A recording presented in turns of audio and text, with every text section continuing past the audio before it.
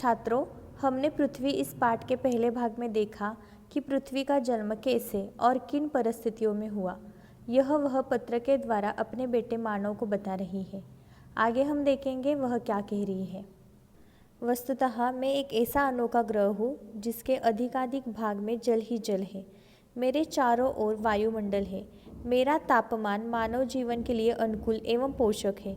मैं हरे भरे मैदान, विशाल सागर, निरंतर कलकल करती हुई बहने वाली नदियाँ, बर्फीले पहाड़ और जैव विविधता से भरी हुई हूँ। वह अपने बेटे मानव से कह रहे हैं कि वह अनोखा ग्रह है, सबसे अलग ग्रह है, जिस पर अधिक से मतलब ज़्यादातर जल ही जल है। मतलब बहुत सारा जो पृथ्वी का हिस्सा है वह पानी से भरा हुआ है। पृथ्वी के चारों ओर वायुमंडल है। वायुमंडल यानी वायु का आवरण जो पृथ्वी को चारों ओर से घेरे हुए है। पृथ्वी का तापमान मनुष्य के शरीर के लिए अनुकूल एवं पोषक है। पृथ्वी आगे कह रही है कि वो हरे भरे मैदान, निरंतर कलकल करती हुई बहने वाली नदियाँ, बर्फीले पहाड़ और जैव विविधता से भरी हुई है। आगे वह कह रहे हैं कि तुम मेरे सबसे बुद्धिमान पुत्र हो, लेकिन आज तुम्हारे बढ़ते उपभोक्तावाद, विकास की अंधाधुंध दौड़, अनियंत्रित होते कूड़े कचरे के अलावा बढ़ते प्रदूषण आदि कारणों से मेरे लिए सांस लेना भी मुश्किल हो रहा है।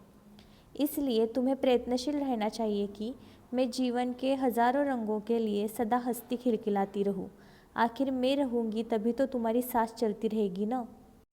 यहाँ पर पृथ्वी मनुष्य को, मानव को सबसे बुद्धिमान पुत्र कह रही है, लेकिन आज मानव ने जो किया है उसके बारे में भी वो उसे बता रही है कि जो उसका बढ़ता उपभोक्तावाद, यानी कि उसने अपने जीवन को अच्छा बनाने के लिए जो प्रकृति के साथ खिलवाड़ किया है उसके बारे में वो बता रही है कि ऐसी व्यवस्था जो उपभोग ले रही है मनुष्य की, तो विकास की अंधाधुंध दौड़ में वो ये भी भूल गई है कि जो उसकी हरियाली है उसके वो दुश्मन बन बैठे हैं।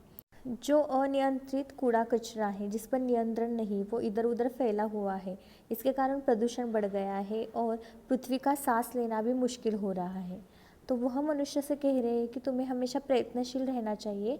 मैं जैसे पहले हरी भरी और हंसती खिलखिलाती थी, वैसे भी अभी भी हरी भरी और हंसती खिलखिलाती रहूँ। इसलिए तुम्हें हमेशा प्रयत्न करना चाहिए, ऐसे वो मानव के कह रही है।